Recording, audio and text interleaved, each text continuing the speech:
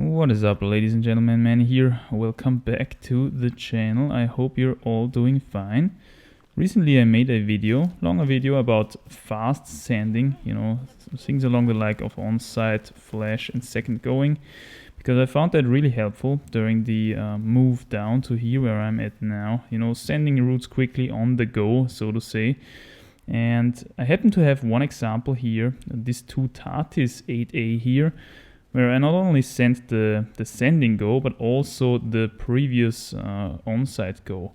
And also the preparation a little bit for this Onsight go. So I thought I'd make a little bit of an analysis from checkout to send, so to say, and tell you all the things, all the strategy that went through my head, all the things that I, had in my mind when it comes to making a perfect Onsight go on this thing. What are the characteristics of the route? And so on and so forth. So what I can see here is I'm taking my space in front of the route and reading it from the ground. The cool thing about this route is that it's really, really short. It's one advantage, when it comes to reading, but one quite disadvantage when it comes to onsighting, because usually short routes are really bouldery and have the one or the other very significant power endurance factor in it. And power endurance things to onsight is harder, in my opinion, than long endurancey, resty, shaky things, because every time you reach a rest where you can shake out, your chances are reset to normal. On a power endurance route, every mistake that you make adds up to later on. And that's what we have here, a short power endurance route. As you can see, I already have installed my finger shinda on the bottom to be able to warm up my fingers properly. I haven't touched any hold of this route so far, so I'm just looking at it. And so what I can see from the ground is essentially there's one pretty hard boulder problem right at the beginning, involving one really bad side pull edge, which you could see from the ground where I'm standing right now. And then to the left of that, to the left up, there is a sloper kind of thing from which you would have to make the first clip.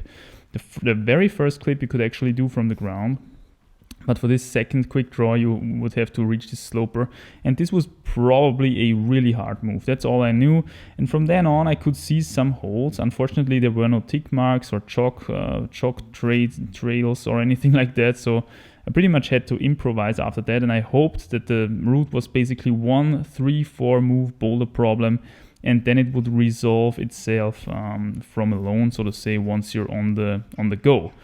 So let's see how that worked out. I think in the next shot we can see my onsight attempt. So this is the beginning of the onsight attempt. As you can see, the sun is there on the left corner of the frame. The crag is south facing. So by knowing this, we can say that this was the evening, which is unideal conditions actually, because the sun heated up the stones and everything through the whole day. It was a pretty clear and bright day, so it got pretty hot there in Theopetra. And of course that's not ideal, but what you're gonna do, I was on the go and I wanted to give it a shot, So here we can see I'm getting ready for hopping on. Just lifting off your feet from the ground is already pretty tough on this one, I have to say. I'm trying to grab here some of the higher up holds, which are really not worth a try even. The main thing that you have, and I think this is a chipped pocket actually, a drilled pocket. It's a drilled 2-finger pocket for your left hand, and then there is a foothold quite close to my face. That's all I knew. And from this constellation you have to reach the bad side pull edge that I just mentioned. So you have this kind of undercling thing with your right hand, and with your left hand this drilled 2-finger pocket, which is obviously drilled, just for that purpose, to reach that first bad side pull edge. And that's why I figured, okay, I have to make a pull up on these, place my right foot, and then do a little backstep thing, or stay in frontal mode and reach that right side pull edge, and then probably would come a really, really hard move to the left up, which I instructed my belayer already beforehand that there's a pretty high chance for me of falling there. So let's see how I managed to do this. 2-finger pocket left hand and right foot up. There we go. Locking that thing off, reaching the side pull edge. Now I'm looking for a foothold with left. I'm realizing, okay, I can probably just foot switch there, and bam. This was a pretty lucky shot. I had no idea how good or bad this next hold would be. I just knew, okay, it's kind of slopey, but would it be rough? Would it be smooth? We didn't know. Now I'm looking for a foothold to make that sloper holdable for the next clip. And that took a lot of time, as you can see. Still searching. Now I found something. Extremely body strengthy situation there, clipping. Kinda not so safe actually. And then there is this side pull here and a next side pull higher up, which I knew I had to get. So I was looking for a foothold to make that move safer. But what I did not know yet was that I just would have to have stayed on that foothold that I already was and do a very body strengthy move up there, because there is not really a better foothold for that situation for the right foot. So I'm pretty clear at this point about the beta down there. Messed up the Onsight pretty quickly there, but actually I stuck the hardest move of the whole route in Onsight mode, which is the move up there to the left sloper. So here we have again right foothold and then big body strengthy move up to the next what is it, a side pull I think.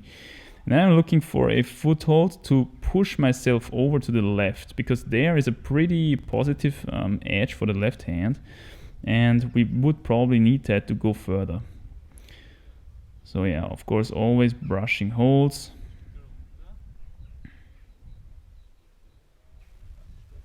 And I think at this point you can actually make a pretty high step, if I'm correct, with the right foot, which is onto a foothold which is a bit around the corner there. So as you can see, the wall makes this huge belly. The sunshine, which is coming from the left, so to say, from the west, demonstrates this quite well, because the right part of the wall is in the shade and the left part is in the sun still. So you cannot really see around the corner there. You have to step a little bit blindly with your right foot. And what is really crucial is that you have something that pushes you over. So the next hold is there only an intermediate hold, which serves basically as a means to step with your left foot onto that sloper that you had before.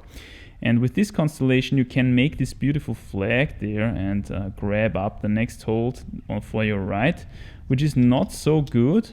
So I decided to come down one more time, because next would be a pretty far move to the left up again, and I did not know how good that hold was, and you would have to clip the next quick draw from there. So, you know, doing this without knowing the quality of the next hold can drive you a little bit into an unsecure situation, because then you want to clip, but you're already pretty pumped in your left hand. I didn't want to risk that. So let's see here again. We have to find the invisible foothold on the right. As you can see, I'm leaning out here to make a little bit of a tick mark so that I can find it. With hidden footholds, it's always an interesting thing, you know. I'm always talking about, I mean, hidden footholds you could describe as stepping technique, right? So you gotta have good stepping technique to find those hidden footholds, but in reality, it's also finger strength gives you good stepping technique. Why? Because if you have a lot of finger strength, you can lean out further, which means you can see more, and thereby you will improve also your stepping technique, right?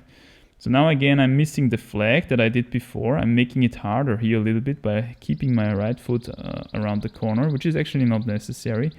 And now again, pushing a lot with the right foot to reach that next hold. And here we need a really high step for the right foot. It's kind of a sharp little edge, which allows you to get that next clip in safely. But the hold that I'm having here, it was kind of disappointing how bad it was actually. I was hoping, because that one looked kind of prominent from the ground, I was hoping that we get a bit of a rest here. But this is definitely not the case. If you would rest here, you would bleed out horribly. So you definitely have to keep going. This is what I realized at this point. Again, right foot back up onto this sharp edge for stepping. And then we got a next big move to some sort of side pull up there. So slopey again. Again, finding something around the corner to step.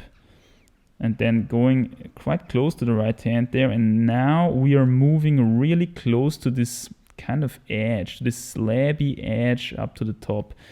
And I'm always hoping in my mind, when is it over? When is it over? You know, because at this point you would already be pretty pumped. This is power endurance up to here with an extremely tough boulder at the very beginning.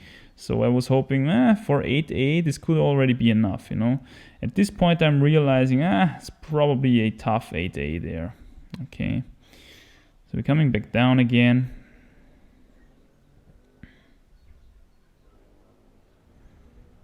Again, looking for the footholds around the corner. We're having this pretty positive edge with the left hand. And then as you can see, I'm realizing I have to go quite a bit out of the line there on the right side of this belly to move up further. And then here again, stepping with the left foot onto something that's around the corner. So visibility is a huge topic on this route actually.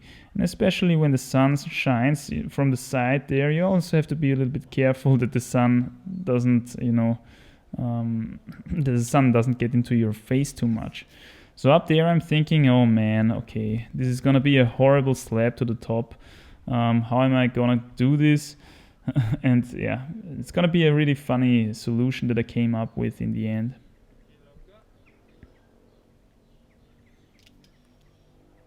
So I'm spending a lot of time here figuring out the right footholds.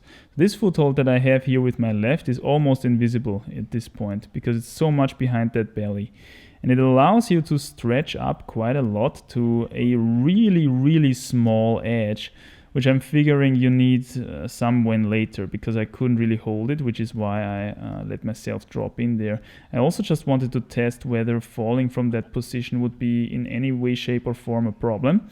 But I'm already quite high enough up there, so that's not really an issue.